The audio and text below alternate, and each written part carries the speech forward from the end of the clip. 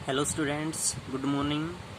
आज हम +2 class chemistry में 7th unit that is P block elements उसमें स्टडी कर रहे हैं group number 15 that is nitrogen family. तो नाइट्रोजन फैमिली में आज का हमारा टॉपिक है second element of nitrogen family that is phosphorus. यानी फास्फोरस क्या है, नाइट्रोजन फैमिली का सेकंड एलिमेंट है और उसके बारे में आज हम स्टडी करेंगे। तो फर्स्ट है allotropic forms of phosphorus. Phosphorus का तो आपको पता ही है, 15 एटॉमिक नंबर प्रेजेंट होता है, एटॉमिक मास 31 प्रेजेंट होता है।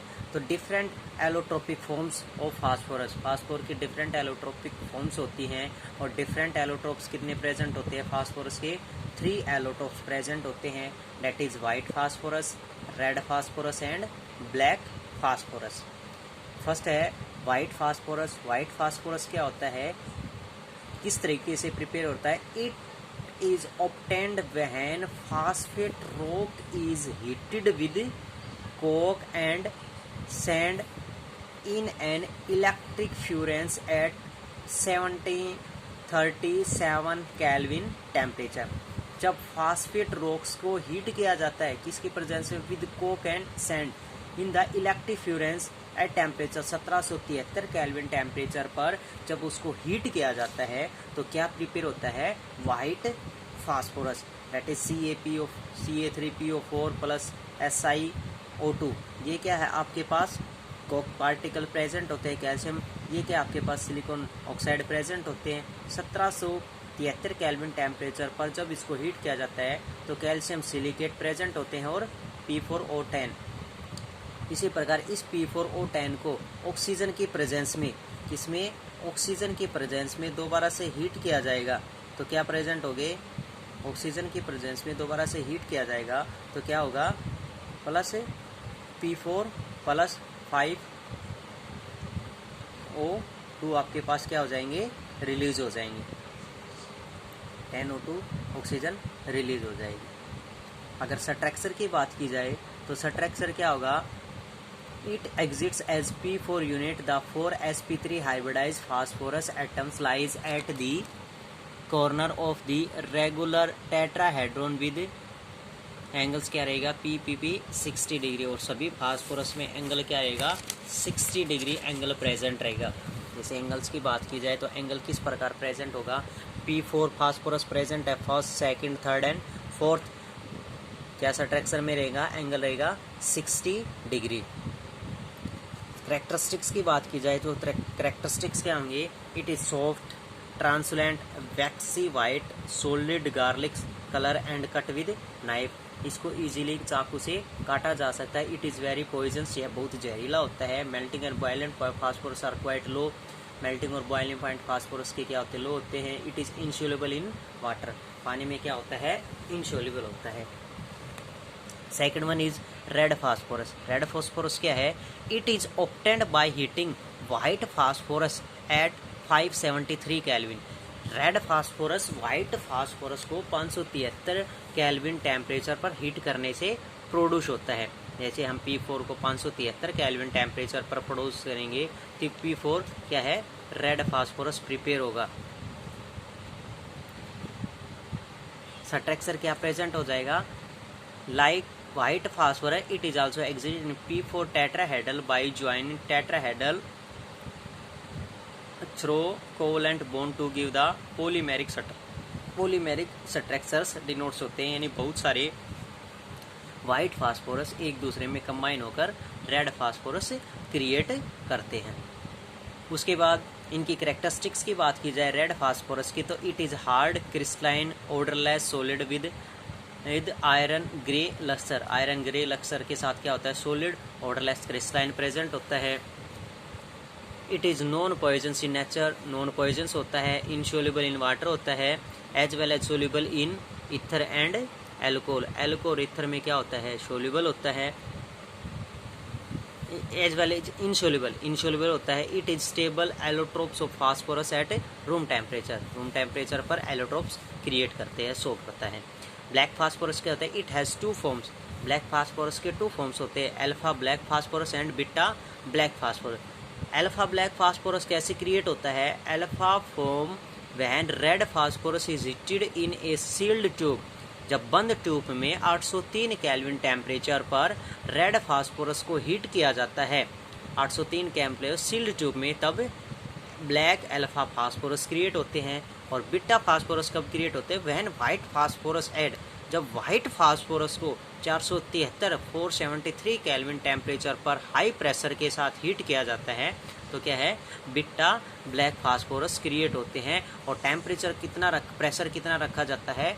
4000 से 12000 एटमॉस्फेरिक प्रेशर। कैरेक्टरिस्टिक्स क्या हैं?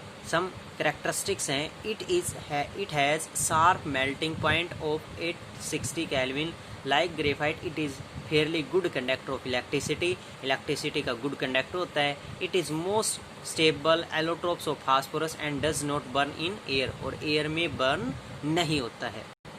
अगर बीटा ब्लैक फास्फोरस के स्ट्रक्चर की बात की जाए तो बीटा ब्लैक फास्फोरस का स्ट्रक्चर क्या होगा? जब बहुत से फास्फोरस को एक दूसरे में कंबाइन कर दिया जाता है तो एक चेन बन जाती है, और वो चेन किसको डिनोट्स करती है? बीटा ब्लैक फास्फोरस को। एंगल कितना प्रेजेंट होता है? 99 डिग्री, और रेडियस के अनुसार कितनी प्रेजेंट होती है? 218 picometre. The next one is phosphine. Phosphine क्या होती है? That is known as chemical formula PH3। Phosphine is also known as hydrogen phosphide. And structures क्या होगा इसका? Phosphorus is PH3 involves sp3 hybridisation, 3 of 4 sp3 orbitals overlap with 1 s orbital of hydrogen atom to form 3 ph sigma bonds, while the fourth contains the lone pair of electrons। और fourth क्या रहेगा? Loan pair of electrons में। जैसे PH3 के structure की बात की जाए तो फास्फोरस के आउटर मोस्ट सेल में इलेक्ट्रॉन्स कितने हैं? 5 इलेक्ट्रॉन प्रेजेंट होते हैं, 5 इलेक्ट्रॉन्स प्रेजेंट है। और हाइड्रोजन के 3 एटम्स प्रेजेंट है, तो हाइड्रोजन के 3 atom single electrons of hydrogen के साथ क्रिएट कर देंगे, और 2 इलेक्ट्रॉन्स किसके? फास्फोरस के लोन पेयर में सेटल हो जाएंगे। तो क्या स्ट्रक्चर बन जाएगा? sp3 हाइब्रिडाइजेशन, sp3 हाइब्रिडाइजेशन हो जाएगा, और 3 इलेक्ट्रॉन्स हाइड्रोजन के साथ रिएक्शन कर देंगे, और 2 एक क्या बचेगा? Lone pair of electrons. The next one topic is structure of some oxides. Some important oxide हैं, और एग्जाम में एक क्वेश्चन 100% पूछा जाता है इन स्ट्रक्चर में से कि स्ट्रक्चर ऑफ सम ऑक्साइड का स्ट्रक्चर बनाइए। तो फर्स्ट ऑफ स्ट्रक्चर है H3PO2 hypophosphorous acid. Hypophosphorous acid का स्ट्रक्चर क्या हो जाएगा? देखो, जो सिंगल एलिमेंट होता है वो आपको कहाँ पर लेना है? मिडल में। तो सिंगल एलिमेंट कौन सा है? फास्फोरस। तो फास्फोरस क्या ले लिया? मिडल में डिनोट कर लिया। उसके बाद ऑक्सीजन के कितने मॉलिक्यूल प्रेजेंट है? 2, और हाइड्रोजन के कितने हैं? 3। तो 2 ऑक्सीजन वाले किसके साथ रिएक्शन कर देंगे? 2 हाइड्रोजन के साथ, और क्या कंपाउंड बना देंगे? OH। एक ऑक्सीजन का और एक हाइड्रोजन का क्या बन जाएगा? OH। एक OH, और दूसरा अगर हम क्रिएट्स करें तो क्या हो जाएगा? सिंगल के अनुसार डिनोट्स करें तो हमें पेंटागन शेप्स में डिनोट्स होती है, तो क्या हो जाएगा? एक OH कंपाउंड्स क्रिएट हो जाएगा। हाइड्रोजन के कितने रहेंगे? 2 सिंगल हाइड्रोजन क्रिएट हो जाएंगे, और एक लोन पेयर में किसके साथ रिएक्शन कर देगा? ऑक्सीजन के साथ। सेकंड है H3PO4। H3PO4 का स्ट्रक्चर क्रिएट हो तो ऑर्थोफास्फोरिक एसिड। ऑर्थोफास्फोरिक एसिड क्या हो जाएगा? 3 हाइड्रोजन प्रेजेंट है, 4 ऑक्सीजन प्रेजेंट है, तो सिंगल फास्फोरस 2 किसके साथ रिएक्शन हो जाएंगे? हाइड्रोजन के साथ। तो क्या कंपाउंड हो जाएगा? OH and OH। Single hydrogen रह जाएगा, और एक किसके साथ रिएक्शन कर देगा? ऑक्सीजन के साथ। इसी प्रकार नेक्स्ट वन मेटाफास्फोरिक एसिड के साथ किया जाए तो स्ट्रक्चर होगा HPO3। HPO3 क्या हो जाएगा? फास्फोरस मिडल में हो जाएगा, एक H ऑक्सीजन के साथ रिएक्शन करके OH कंपाउंड क्रिएट कर देगा, और ऑक्सीजन क्या है? गेन ऑफ इलेक्ट्रॉन्स करेगा, 2 गेन ऑफ इलेक्ट्रॉन्स, तो 2 और 2 4, और एक किसके साथ? OH के साथ 5 इलेक्ट्रॉन्स क्रिएट हो जाएंगे। The next one last structure is H3PO5 structure, peroxomonophosphoric acid.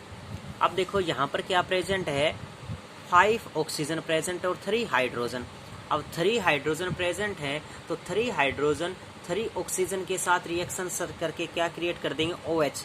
यानी 3 क्या हो चुके, OH क्रिएट हो चुके। लेकिन एक फास्फोरस की टेंडेंसी क्या है, 5 electrons outermost shell. Outermost shell में कितने इलेक्ट्रॉन प्रेजेंट है, 5।